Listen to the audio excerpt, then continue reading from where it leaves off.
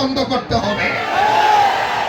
আজকে কোনাউরের মাহফিল থেকে আমি আবেদন করব, কিরে বাবা তুমি ওলি আল্লাহর মাজারে হামলা করে কেন? আব্দুল খালেক শাহর মাজার ভাঙি দিলে কেন? শাহ ফরানের মাজার ভেঙে দিলে কেন? মুর্শিদুর দরবার ভেঙে দিলে কেন? বিভিন্ন আউলিয়া কেরামের মাজারে আক্রমণ করে কেন? বলে তার উত্তর আসে, ওলি আল্লাহর মাজারে গাঁজা খাই, ওলি আল্লাহর মাজারে নারী পুরুষ মেলামেশা করে, এই দুটো ভেঙে দিয়েছি।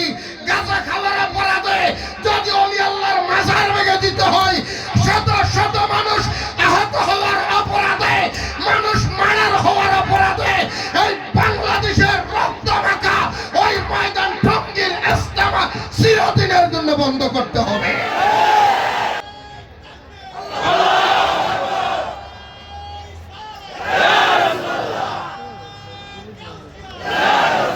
ভয় পাইতেছেন? আপনারা ভয় পাইলে কেউ কিছু করলে আমার দেখাই দিলেন। আমি কিন্তু পুরান খেলোয়াড়, 17টা মামলার আসামি আমি, কিন্তু এখনো পর্যন্ত থামাই নাই। জায়গা সম্পত্তির মামলা না, সব ওহাবির বাচ্চারা দিচ্ছে। আল্লাহ ছাড় দেন, কিন্তু ছেড়ে দেন না।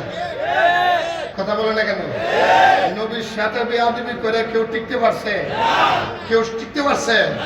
এটার পরিস্থিতি কারণ আল্লাহ রাসূলের সাথে যারা বেয়াদবি করে, দুনিয়াতেও তাদের উপর খোদার লানত, আখিরাতেও তাদের উপর খোদার লানত। কথা বলেন ঠিক নেই? আরো জোরে বলেন। কষ্ট পাইতেছেন? ভয় পাইতেছেন? ভয় পাওয়ার কিচ্ছু নাই। জন্মেছি যখন মরতে হবে, যখন জন্মেছি তখন